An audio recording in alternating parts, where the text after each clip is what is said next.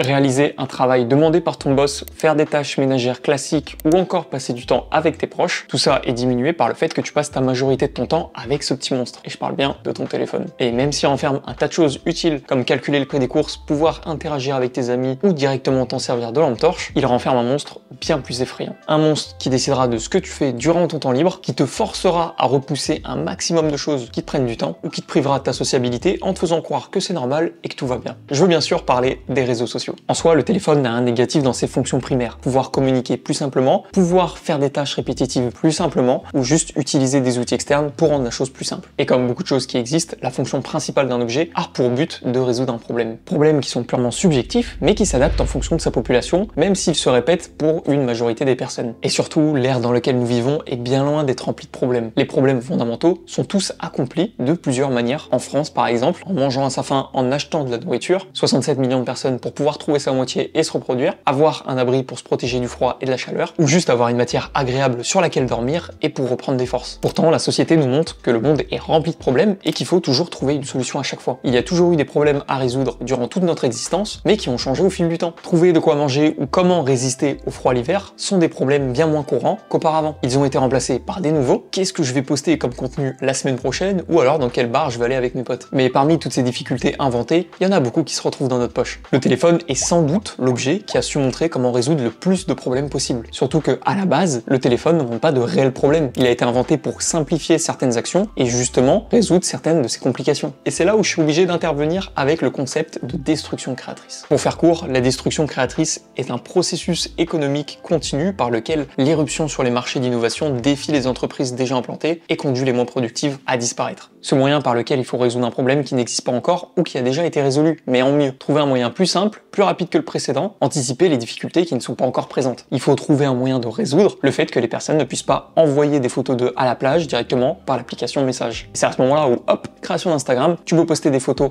dans ton feed et directement interagir avec d'autres personnes ou juste tes potes qui vont pouvoir liker ou commenter tes posts. Et tu pourras faire pareil du coup avec tes amis. Faire en sorte que les personnes puissent se divertir sur leur téléphone de façon plus simple plutôt que d'allumer la télé. Et là, hop, YouTube ou TikTok qui propose du contenu en fonction de la durée que tu souhaites. Et je pense que c'est à ce moment-là où la création atteint une limite que même l'homme n'arrive pas à contrer. Tout ça représenté par des applications comme Instagram, Twitter, YouTube, TikTok. Un moment où la destruction créatrice s'enchaîne toute seule dans une boucle infernale avec l'évolution des intelligences artificielles et les réseaux sociaux qui sont poussés au maximum. Mais je crois que ces pionniers d'applications sont les plus dangereuses que tu peux savoir sur toi, directement dans ta poche, dans ton téléphone. Il s'agit sûrement de la plus grosse complication qui existe et que beaucoup de personnes ont du mal à s'en échapper. Un monde rempli de vidéos et de photos d'eux dans leur meilleur moment qui rendent un aspect parfait de la vie et qui te font culpabiliser parce que tu n'atteins pas leur physique ou juste tu n'as pas la même vie qu'eux. Le pire, c'est que les utilisateurs de ces réseaux sociaux ne s'en rendent même pas compte qu'ils font culpabiliser pendant ce temps que eux sont en train de poster des photos d'eux où ils sont à la plage ou juste qu'ils sont avec leur meilleur physique. Mais tu vas me dire, Dorian, c'est trop bien, tu peux interagir avec tes potes, tu peux aller te distraire au moment où tu te fais chier, et c'est vrai, il n'y a pas que du négatif sur les réseaux sociaux, sinon je ferai pas de contenu sur ces plateformes. Les réseaux sociaux ont leur part de positif et le remplissent très bien. Mais il faut savoir ne pas être dans l'excès et ne pas tomber dans la fourberie où tout le monde cherche à arrêter d'être accro aux réseaux sociaux. Même moi, j'ai fait des vidéos dessus et j'essaye d'arrêter de plus en plus d'aller sur ces applications pour gagner en productivité, passer plus de temps avec mes proches et juste être plus efficace lorsque je travaille. Parce que forcément pour moi, c'est très dur de ne pas toucher à mon téléphone pour aller sur TikTok ou sur Instagram lorsque je suis en train de travailler sur une vidéo YouTube ou juste que je suis en train de faire un autre travail que je devrais réaliser à la place d'aller sur mon téléphone. Et d'un autre côté, je continue à les utiliser parce que je publie du contenu sur ces plateformes ou juste parce que je parle avec des potes. Et pour ceux qui vivraient dans une caverne et pourquoi il est si difficile de séparer de cette drogue lors d'interactions sur ces applications, que ce soit scroll des vidéos courtes, liker ou encore voir des personnes réussir, tout ça amène à un sentiment de plaisir. Et ce sentiment va être représenté par de la dopamine. La dopamine est un neurotransmetteur, une molécule biochimique qui permet la communication au sein du système nerveux et l'une des celles qui influe directement sur le comportement. Sans rentrer dans les détails, lorsque tu vas recevoir des likes et le voir, ton cerveau va libérer de la dopamine et du coup, tu vas avoir un sentiment de satisfaction par rapport à ça. Et le problème, c'est pas que tu ressentes cette satisfaction. Faire une séance de sport va te libérer aussi cette hormone. Et pourtant, tu verras jamais personne qui va te dire que faire du sport, c'est mal. Le problème, c'est que ça va être trop facile pour toi de recevoir cette hormone. T'as presque rien à faire pour la déclencher. Et comme avec la cigarette qui pourrait se voir être répétée souvent et qui n'est pas bon en grande quantité, ton cerveau va en redemander. Tu vas avoir une réaction normale d'aller sacrifier ton temps pour aller mettre des likes ou aller en recevoir. Regarder des TikTok pendant que tu mets à chauffer de la nourriture. C'est réel de mon côté, à chaque occasion qui se présente, je sors mon téléphone pour aller sur TikTok lorsque je suis en train de faire chauffer de la nourriture.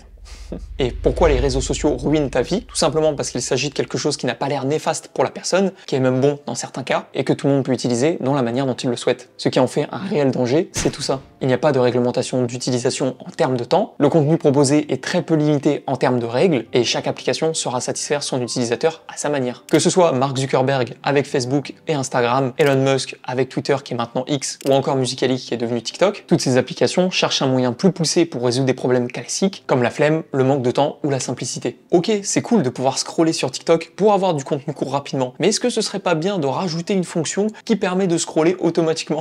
En vrai, j'ai un avis qui est assez mitigé par rapport aux réseaux sociaux. D'un côté, en tant que créateur, j'adore cette possibilité du fait que chaque personne puisse libérer sa créativité seulement avec un téléphone, et il y a tellement de pépites qu'on peut retrouver sur internet, mais il y a un côté vicieux où tout a l'air parfait alors qu'il y a plein de problèmes sur ces applications. Le fait de se comparer aux autres, le fait d'être face à du cyberharcèlement, ou juste de voir sa vie gâchée car une grosse partie du temps a été consacrée à regarder celle des autres. Sans parler du fait qu'être une femme sur internet est à double tranchant, être connue pour ses attraits physiques, ou au contraire être abaissée parce que c'est une meuf qui l'a fait et pas un mec. Bref, pour revenir un petit peu aux bases, oui, les réseaux sociaux sont quand même plutôt bien utilisés et plutôt bien mis en place par la plupart des utilisateurs. Cela permet à de nombreuses personnes d'éviter de se renfermer sur elles-mêmes, de pouvoir discuter avec des personnes à l'autre bout du monde et de proposer bien plus de divertissement que pourrait proposer la télé. Mais ne vous laissez pas enfermer dans la boucle infernale qui vous pousse à rester devant vos écrans, tentez d'aller découvrir et de faire de nouvelles expériences. C'est toi qui gères ton temps passé sur ces réseaux, donc fais-en bon usage. D'ailleurs, si tu kiffes ce genre de vidéo et que t'aimerais en voir plus, t'as juste à t'abonner en appuyant en dessous, et ça me ferait super plaisir. C'était Dorian, j'espère que t'as bien aimé cette vidéo, n'hésite pas à me dire ce que tu en pensais en commentaire juste en dessous, à t'abonner à ma chaîne YouTube si t'as kiffé la vidéo, et moi je te dis à la semaine prochaine pour une prochaine vidéo.